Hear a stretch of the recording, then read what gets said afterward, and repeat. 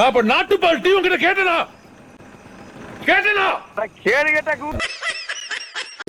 வணக்கம் மக்களே, பேசுறது நானே, கேட்குறது நீங்கள். Welcome to comic cast. Title பார்த்த மாதிரியே இன்றைக்கி நம்ம ஜேம்ஸ் கானை புழக்க போகிறோம். ஏன் திடீர்னு ஜேம்ஸ் கேன் மேலே இவ்வளோ ஹேட்டு அப்படின்னா, திடீர்னுலாம் வரல நண்பா. எப்போ நீங்கள் ஹென்ரி காலை தூக்கி போட்டுட்டு டிசியை ரீபூட் பண்ணுறேன்ட்டு பேரில் கண்ட கருமத்தெல்லாம் பண்ணிவிட்டு ஃபேன்ஸ்க்கு பிடிக்காத ஒரு வெர்ஷன் ஆஃப் சூப்பர் மேனை கொண்டு வந்தியோ, அப்போவே நாங்கள் வந்து ஜாக் ஸ்னைடர் ஃபேன்ஸ், நாங்கள் எல்லாருமே வந்து அவர் மேலே ரொம்ப வனமத்தில் இருக்கோம்.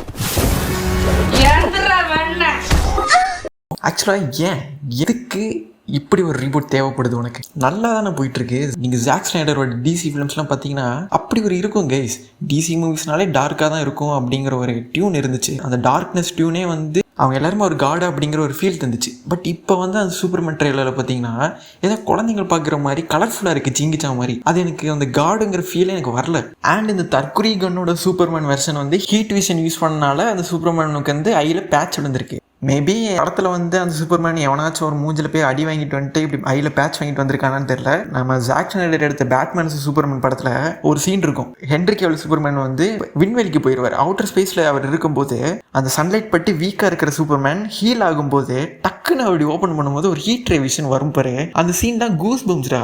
அப்படிப்பட்ட ஹீட் ரே விஷனை வந்து நீ வந்து இங்கே டம்மியாக காமிச்சு வச்சிருக்க. ஃபேன்ஸ் யாருமே வந்து இப்படி ஒரு சூப்பர்மேனை நாங்கள் கேட்கவே இல்லையே. மேன் ஆஃப் ஸ்டீலில் வந்து சூப்பர்மேனுக்கு வந்து அப்படி ஒரு ரைட்டிங் இருக்கும். நான் உதாரணத்துக்கு சீனை மட்டும் சொல்கிறேன் பாருங்க. கிளார்க் கென்ட்டோட வளர்ப்பாப்பா வந்து சூறாவளியில் மாட்டிப்பார். அந்த புயலில் மாட்டிக்கும் போது நம்ம ஹென்ரி கேவில் வந்து நான் வரப்பா, ஐயோ காப்பாற்ற முடியேன்ட்டு வரும்போது கரெக்டாக அவங்க அப்பா வந்து கையை காமிச்சு வரவானா, உன்னோட ஐடென்டிட்டி எல்லாருக்கும் தெரிஞ்சிடும் அப்படின்ட்டு நிப்பாட்டு சொல்லி தன்னையே சாக்ரிஃபைஸ் பண்ணி வைப்பார். தன்னோட பையனோட ட்ரூ ஐடென்டிட்டி யாருக்கும் தெரிஞ்சிடக்கூடாதுன்ட்டு அவரே செத்துருப்பார். அப்போ ஹென்ரி கேவிலோட ரியாக்ஷனை மட்டும் நீங்கள் பாருங்கள். ஏன்டாடி இப்படி ஒரு ஆக்டிங் பெர்ஃபார்மன்ஸ் உள்ள ஹென்ரி கேவிலை நீங்கள் வந்து வேணான்னு சொல்லி தூக்கி போட்டிருக்கேன்னா என்ன மாதிரி கேனடாஸாக இருந்திருப்பேன் நீ? எங்களுக்கெல்லாம் சூப்பர்மேனாலே ஹென்ரி கேவில் மட்டும் தானே ஞாபகம் வரான். Everywhere I go I see only Henry Cavill அப்படிங்கிற மாதிரி சூப்பர்மேனாலே ஹென்ரி கேவிலே எங்களுக்கு பதிஞ்சிருச்சு. நீ வந்து அதை உட்காந்துட்டு ரீபூட் பண்ணுறேன்ட்டு எனக்கு கேட்டால் இந்த ரீபூட் தேவையே இல்லைங்கிறேன். ஏன்னா அவளை கஷ்டப்பட்டு பிளாக் ஆடம்னு ஒரு படத்தில் வந்து நம்ம ராக் வந்து பேசி ஹென்ரி கேவிலை போஸ்ட் கிரெடிட்டில் வர வச்சு அந்த தேட்டர்லாம் நாங்கள்லாம் விசில் அடித்து பறக்க விட்டு நாங்களாம். அவளை கஷ்டப்பட்டு பேசி கொண்டு வந்து அந்த ராக்கை நீ வந்து மதிக்கல. அந்த மாதிரி சீன் வைப்ஸ்லாம் வந்துட்டு இனிமே வரப்போற அந்த டிசியூ ரீபூட்ல வந்து கிடைக்குமான்னு கேட்டிங்கன்னா கண்டிப்பாக எனக்கு வராது. உங்களுக்கு வருமானு தெரியல, பட் எனக்கு கண்டிப்பாக அது வர வாய்ப்பே கிடையாது. இது எப்படி இருக்குன்னா, இல்லை நீங்கள் கல்லாட்ட ஆடுறீங்க, எல்லா கோட்டையும் அழிங்க, நான் முதல்ல தான் ஆரம்பிக்கிறேன் அப்படின்ட்டு ஜாக் ஸ்னைடரோட அந்த லெஜசியை வந்து கேவலப்படுத்தி அவர் பண்ண அந்த ஹார்ட் ஒர்க்கில் அப்போ வேஸ்ட்டு இல்லை. திரும்பி இப்போ அந்த மனுஷன் வரவும் வாய்ப்பு இல்லை.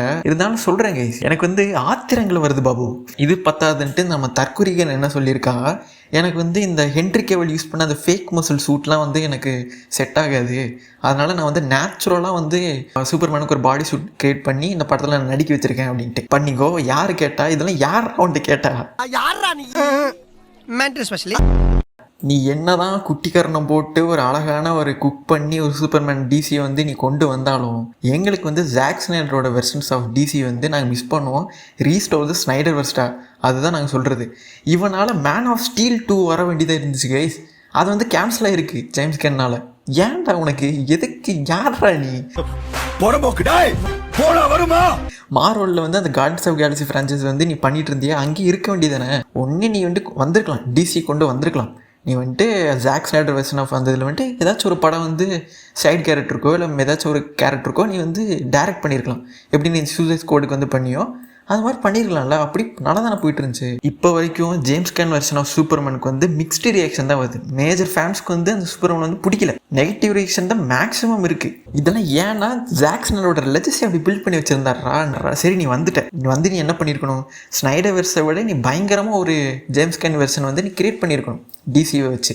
ஆனால் நீ என்ன பண்ணியிருக்க, டிசியோட ரீபூட்டான ஃபஸ்ட்டு படத்துலேயே வந்து இப்படி ஒரு மிக்ஸ்டு ரியாக்ஷனை வந்து நீ கொண்டு வந்திருக்க. ஃபஸ்ட் இம்ப்ரெஷன் எனக்குமே பெஸ்ட் இம்ப்ரெஷனாக இருந்திருக்கணும். நீ வந்து இப்போ பாரு, நீ வந்து யாருக்குமே அந்த சூப்பர்மேன் வந்து பிடிக்கல. ஏன் இப்படி ஒரு வீக்கான சூப்பர்மேன் வந்து நான் கேட்கவே கிடையாது. இந்த டிசி வந்து கொஞ்சம் மென்டல் தனமாகவே பண்ணுறானுங்கன்னு வச்சுக்கலாங்க. பேட்ரிக் அவரோட பேட்மேன் வந்து ஒரு யூனிவர்ஸில் போயிட்டுருக்கு, ஜோக்கர் ஒரு யூனிவர்ஸில் போயிட்டுருக்கு, பீஸ் மேக்கர் ஒரு யூனிவர்ஸில் போயிட்டுருக்கு. இதெல்லாம் என்ன ஏன்டா தனித்தனியாக எடுத்துகிட்டு இருக்கீங்க? பேட்மேனுக்குன்னா அந்த பேட்மேன் இப்போ இங்கே கொண்டு வர போகிறானான்னு தெரில.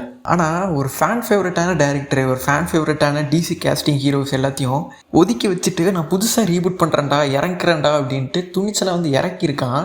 ஒருவேளை எல்லாம் பிளான் பண்ணி தான் இப்படி பண்ணியிருக்கானா இல்லை நல்லா கொடுத்துருவானோ அப்படிங்கிற டவுட்டும் வருது. கொடுத்தா எனக்கு ஒன்றும் பிரச்சனை இல்லை, நல்லது தான். இருந்தாலும் அந்த ஜாக் ஸ்னைடர் லெஜிஸியை வந்து நீ அடிச்சுட்டு இப்படி வந்து பண்ணணும் அப்படிங்கிற அவசியமே கிடையாது.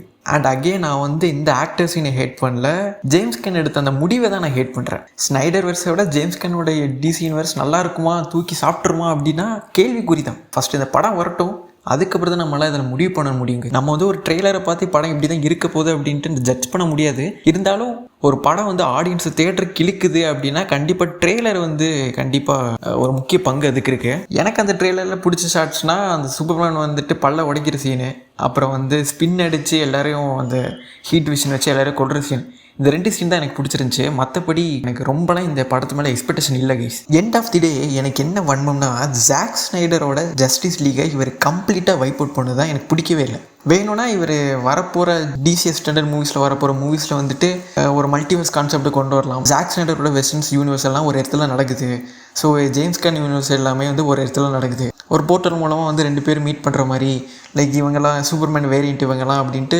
ஏன்னா ஆல்ரெடி வந்து இந்த மாதிரி நடந்திருக்கு, தி ஃப்ளாஷ் மூவிலே இது நடந்திருக்கு. நம்ம நிக்கோலஸ் கேஜ் வந்து வந்திருப்பாரு சூப்பர்மேனா, பேட்மேனில் வந்து நிறைய வெர்ஷன்ஸ் காமிச்சிருப்பாங்க. ஸோ இந்த மாதிரி கொண்டு வந்தால் நல்லா இருக்குமோன்னு தோணுது. கம்ப்ளீட்டாக வந்து ஒரு ஜாக் ஸ்னைடர் வெர்ஷன் வந்து வைப் அவுட் பண்ணாமல் அங்கே இருக்கிற கேரக்டர் சில பேர் வந்து இங்கே கொண்டு வரலாம், மல்டிவர்ஸ் கான்செப்டில் கொண்டு வரலாம். என்னோட பாயிண்ட் ஆஃப் வியூவில் சொல்கிறேன். இது வந்து ஃபேன்ஸ்க்கும் வந்து இது நியூட்ரலாக இருக்கும். ஓகே, கம்ப்ளீட்டாக வைப் அவுட் பண்ணல, அவங்க வந்து இப்படி இருக்காங்க, இன்னும் இவர்கிட்ட தான் இருக்காங்க அப்படிங்கிற மாதிரி வச்சுக்கலாம். அப்புறம் படத்து மேலே இவ்வளோ ஹேட் வருது, ஏதாச்சும் பண்ணணுமே அப்படிங்கிறதுக்காக பையன் வந்து இப்போ புதுசாக ஒரு ட்ரிக்கை கண்டுபிடிச்சிருக்காரு. என்னன்னா படம் ரிலீஸ் ஆக போகிறது வந்து ஜூலை 11. என்ன ஆயிருக்கு, இது வந்து அவங்க அப்பாவோட பர்த்டேவாமா. எப்படி ஜேம்ஸ் கனுக்கு வந்து இதுதான் அவரோட அப்பாவோட பர்த்டேன்னு அவனுக்கு தெரியாதாமா.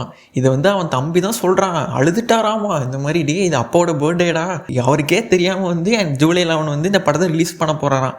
இதை நான் நம்பணும். இவன் பண்ணுற அட்டூழியத்தெல்லாம் வந்து பொறுக்க முடியாமல் ஒரு ஹார்ட் கோர் ஸ்னைடர் ஃபேன் என்ன பண்ணியிருக்காருன்னா ட்விட்டரில் போயிட்டு stand up and fight for Snyder verse and July 11 அப்படின்னு போட்டுட்டு என்ன பண்ணியிருக்காரு, ஜேம்ஸ் கன்னோட சூப்பர்மேன் படத்தை வந்து ஸ்பாய்லர் பண்ணுங்க கைஸ், லீக் டிசைன் எல்லாத்தையும் போய் லீக் பண்ணுங்க, அண்ட் வந்து ஒவ்வொரு ரிவ்யூ சைட்லேயும் வந்து பேட் கமெண்ட்ஸ் போடுங்க, அண்ட் ஆன்லைனில் டிக்கெட்டை புக் பண்ணுறப்போ உள்ளே போயிட்டு பர்ச்சேஸ் பண்ணாதீங்க, அப்படியே விட்டுருங்க, அதனால அந்த சீட் வந்து ரிசர்வ்ட் ஆயிரும், யாருமே வந்து அந்த சீட்டை புக் பண்ண மாட்டாங்க, ஆல்ரெடி இந்த சீட் வந்து புக் ஆயிடுச்சு அப்படின்ட்டு. ஸோ அதனால இதெல்லாம் பண்ணுங்க கைஸ். ஒரு ஹார்ட் கோர் ஸ்னைடர் ஃபேன் வந்து இப்படி சொல்லியிருக்காரு.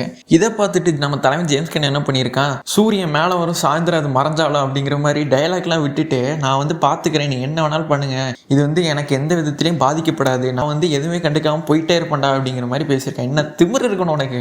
I love your confidence, but இருந்தாலும் நான் மன்னிக்கவே மாட்டேன். ஸ்னைடர் ஃபேன்ஸ் நாங்கள் மன்னிக்கவே மாட்டோம் ஒன்று. அண்ட் முக்கியமாக டிசி எக்ஸ்டெண்டட் யூனிவர்ஸோட ஃபர்ஸ்ட் படமான சூப்பர்மேன் 700 மில்லியன் எடுக்கணுமாமா பாக்ஸ் ஆஃபீஸில். அப்படி மட்டும் இந்த படம் 700 மில்லியன் அடிக்கலைன்னா படம் அட்டர் ஃப்ளாப்புங்கிறத ஒத்துக்கோங்க, ஒத்துக்கிட்டே ஆகணும். எல்லாம் ஜேம்ஸ் கன் கையில் தான் இருக்குது. படம் அடுத்த மாதம் தானே வரப்போகுது, வரட்டும் நீ வாடி, நீ அப்போ உன்னை பார்த்துக்கிறேன்.